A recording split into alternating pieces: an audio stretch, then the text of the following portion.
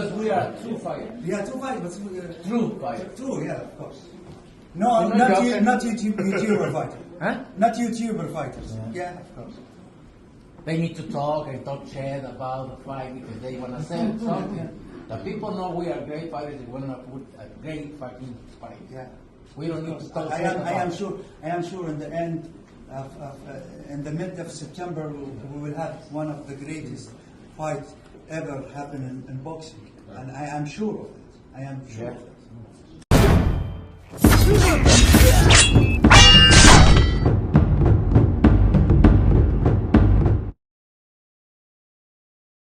Sugar Shane Mosley, the future Hall of Famer and one of the best fighters in boxing in his day, has some things to say about the fight between Canelo and Terence "Bud" Crawford. I need y'all to get the likes up, man.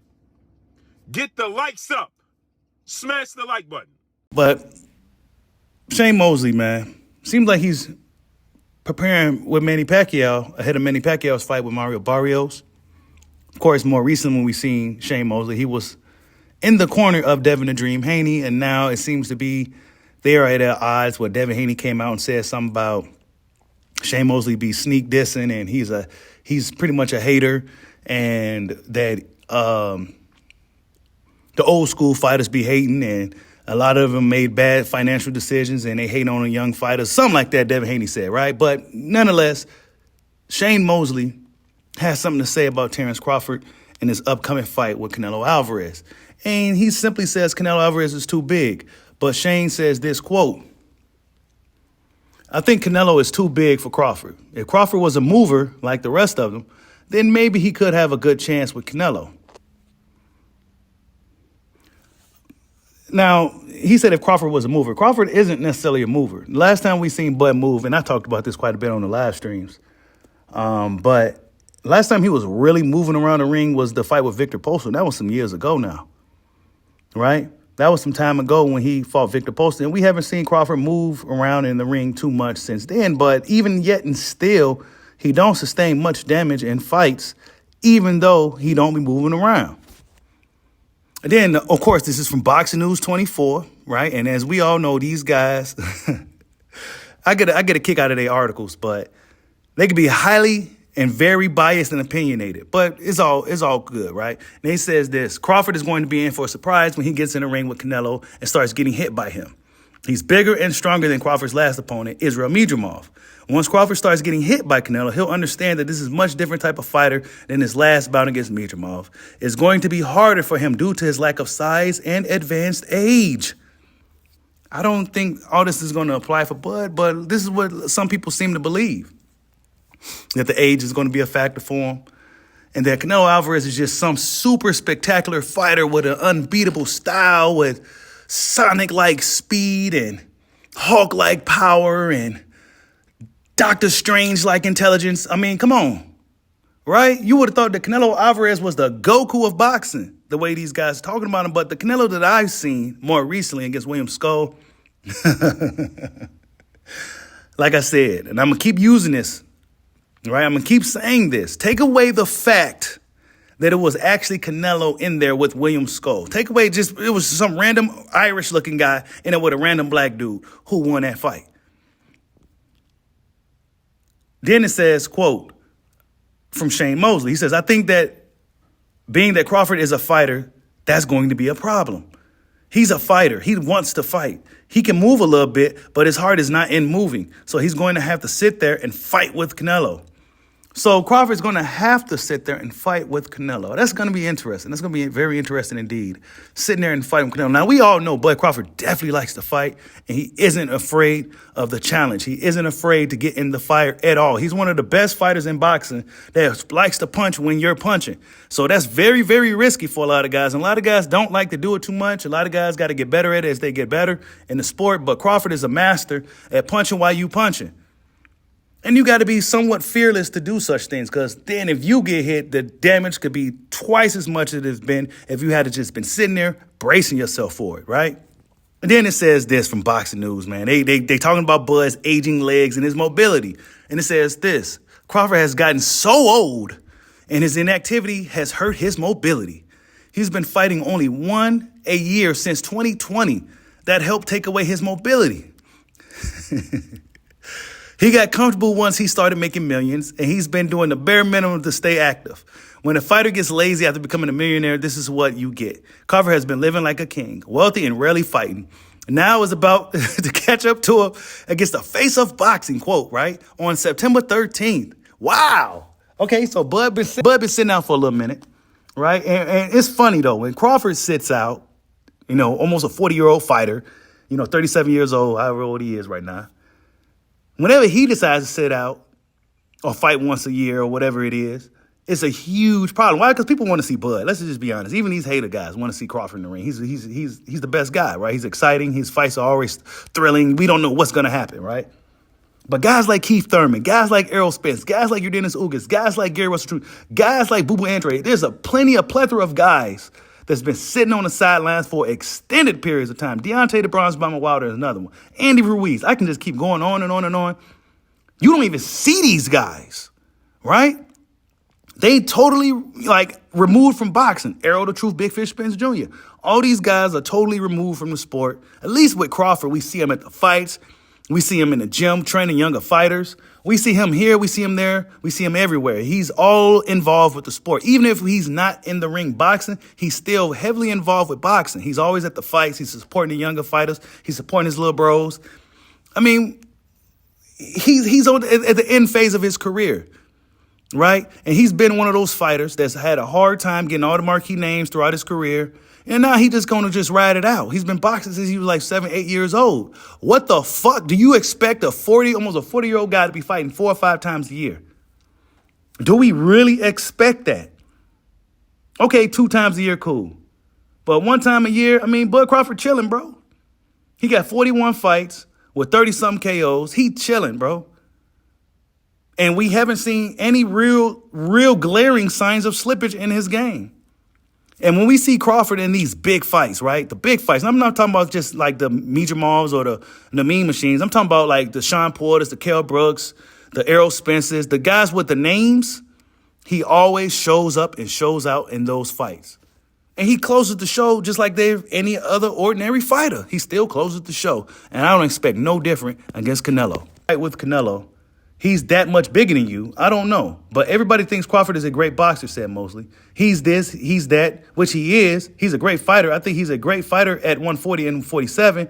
And he seems to be just good at 154. Now we're going to 168. So Shane Mosley, man, after being all up in Bud's face, and this is why Crawford, hopefully I can find the picture, but this is why Crawford was probably looking at Shane Mosley when Shane Mosley was glazing him at that Hall of Fame ceremony. And this is probably why Bud was looking at this dude like, man, this dude a sucker. Because Shane Mosley, he do be sneak dissing fighters. And if you go on social media, a lot of guys are kind of talking about some of the stuff that Shane been saying, not just about Crawford, but in general. I guess he said some other stuff. A lot of people saying some stuff about the things he said about Devin Haney after he was just coaching Devin. So I don't know, man. Shane Mosley, I don't know, man. He might be one of those funny guys, man. It's really like snake-like. Like he kind of taking low-key shots. Maybe it is a little bit of jealousy there that, Shane Mosley fought Canelo and lost. He was an older Shane and, he just didn't really beat Canelo in the fight. And now Crawford has the opportunity to potentially outshine him, Floyd Mayweather, and many others who stepped in the ring with Canelo, right? But he's, this is his opinion. He said Crawford's good at 54. We don't know how truly good Crawford is at 54, right? He had one fight. It wasn't his best performance, but it wasn't his worst, right? Because we got so used to seeing Crawford just put up these damn near A-level performances all the way up until Mijamovs, right? So now fans are saying, oh, well, he's past his prime. Oh, well, he can't handle the weight. But when we look at this fucking styles, that's what I look at. Because Mijamovs wasn't able to hurt the smaller guy, right? He wasn't able to hurt him. He wasn't able to bully him. He wasn't able to stun him. He wasn't able to buzz him. He wasn't able to drop him, rock him, none of that. We seen Mijamovs, the bigger guy, the younger guy, struggle with an older, smaller fighter. Getting beat up on by an older, smaller fighter. Now, Mijamovs in the Crawford fight had a very unique style. He was really patient at times. He was really herky and jerky.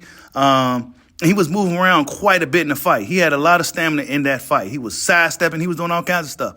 Canelo Alvarez do not fight like that at all. At all. Canelo Alvarez is not constantly moving around. Canelo Alvarez has been a fighter who has been known to have stamina issues, right? Totally different fight from Midrimov. Just totally different fight. Midrimov don't got the wear and tear Canelo has or anything.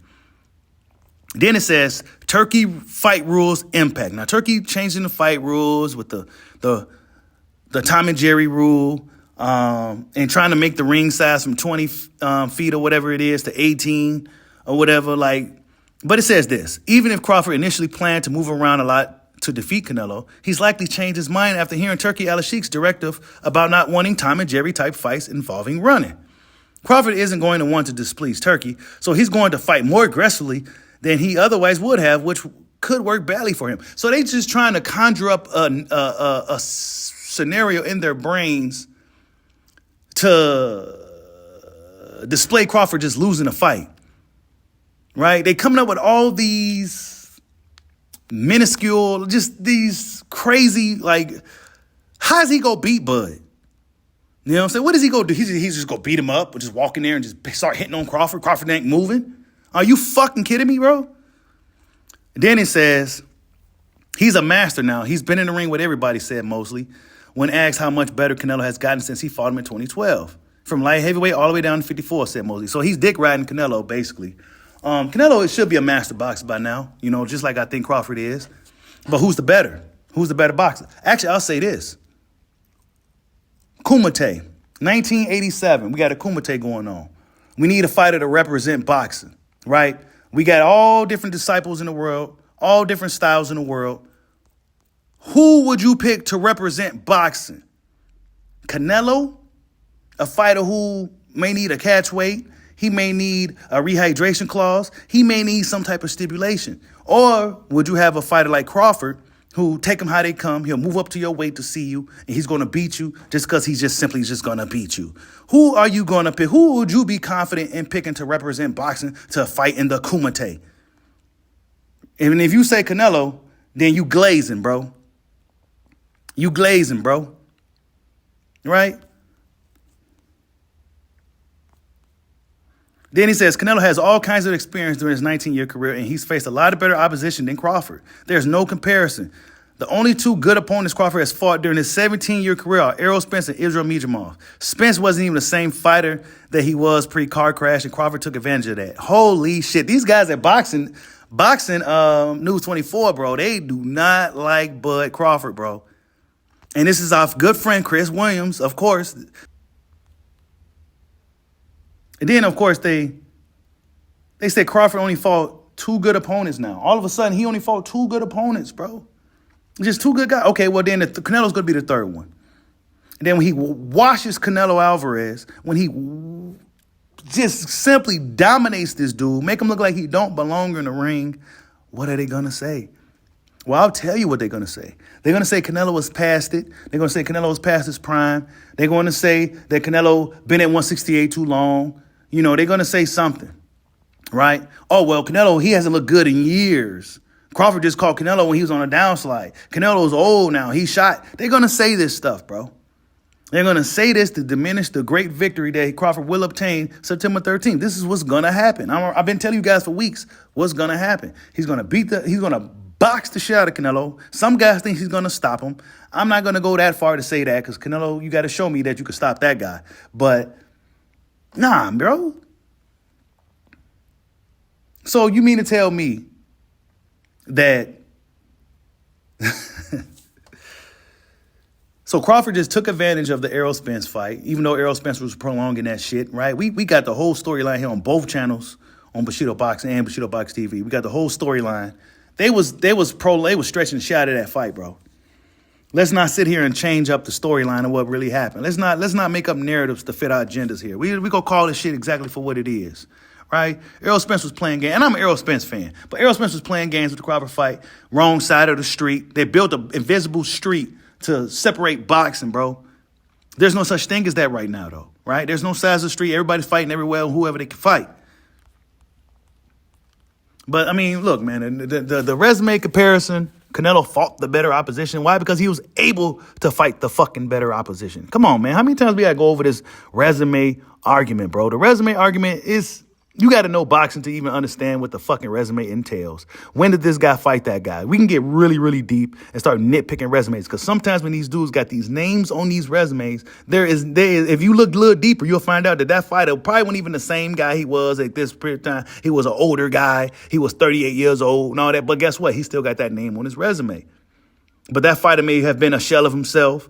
It may just be a hollow dude in there with that name, and they just beating him up and getting the name on their resume. Canelo Alvarez is a fighter who was able to fight 3 times a year at a top level and to dictate all the terms and to literally fight anybody he wants to fight. Terence Crawford wasn't granted that luxury. Not many, if any, fighters got that luxury outside of maybe Gervonta Tank Davis and Floyd Mayweather, but that was over a decade ago. So what are we talking about here?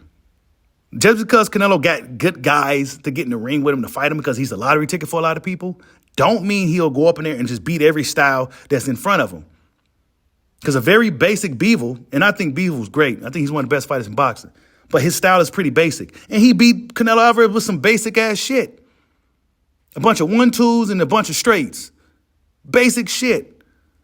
Right? A lot of these dudes get up in there with Canelo, and I don't know what happens, right? They seem to be in control of the fight. Guys that lost to them, they'll be in control, and then out of nowhere, they just lose control.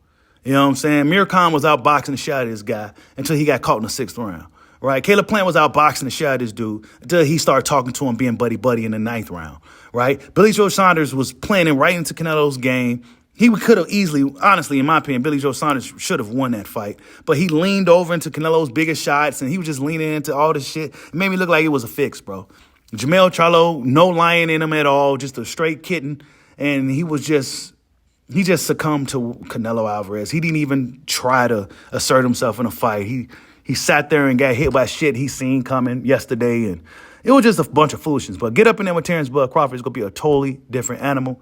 And we go see what happens. Shane Mosley comes out and says that Terence Bud Crawford is simply too small for Canelo Alvarez and that his legs is gone. Tell me what you guys think. Like, subscribe, holla at your boy. Peace out.